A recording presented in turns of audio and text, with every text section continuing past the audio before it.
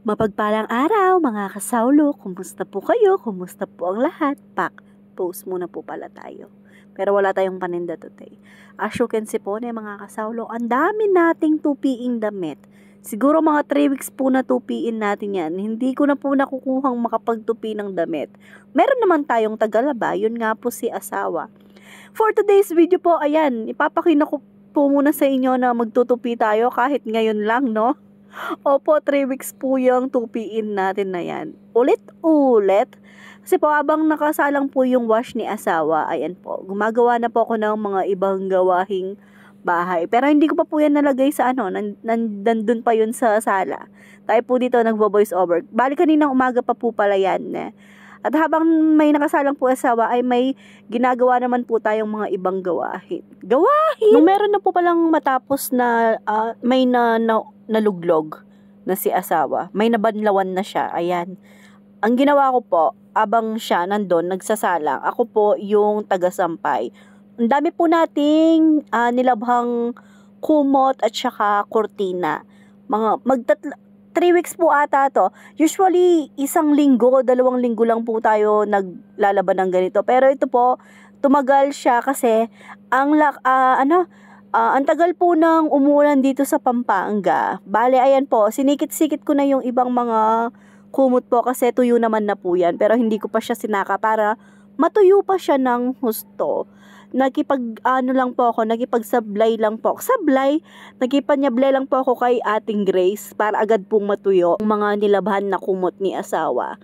At nung pagkatapos ko pong ma-pack post, pagkatapos ko pong masable, ay nagluto naman po ako ng pang lunch natin. Buti na lang po at walang pasok ng afternoon si Rayray dahil may meeting po tayo at makakapunta po tayo. Tinaon ko po talaga na maglaba tayo today para makapunta tayo ng meeting ni Rayray.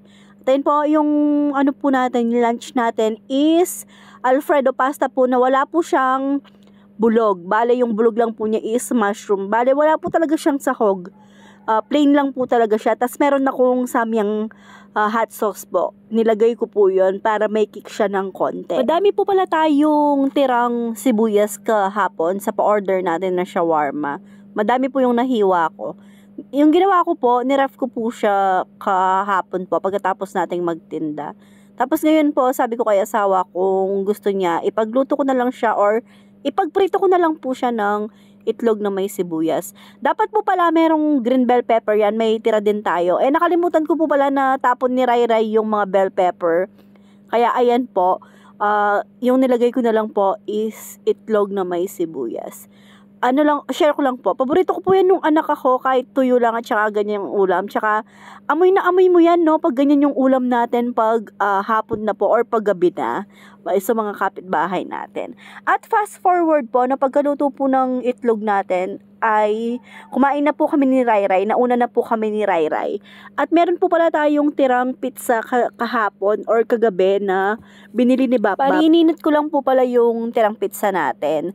Tsaka meron pang tirang burger si Rayray. Yun yung kinain niya. Hindi na po kami nag-rice. Diet tayo.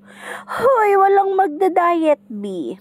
So, ayan mga kasawla, pagkatapos po nating, ayan, pumunta po tayo ng school para makapag-meeting. Bali, nakapaligo na po ko dyan. At pagkatapos natin, pag-uwi natin, ayan, naglakad tayo dun sa kanto kasi nakisabay lang tayo kay Tita Beng Karina na pamangpare kong ayan, sabi ko, pwedeng makitambay, sabi ko. Tapos sabi na, pwedeng tumambay pero bawal ang maingay, sabi ni Josby dun sa notes niya. Hindi ko po naipakita eh. So, ayan po, hanggang dito na lang. God bless us all po. Bye!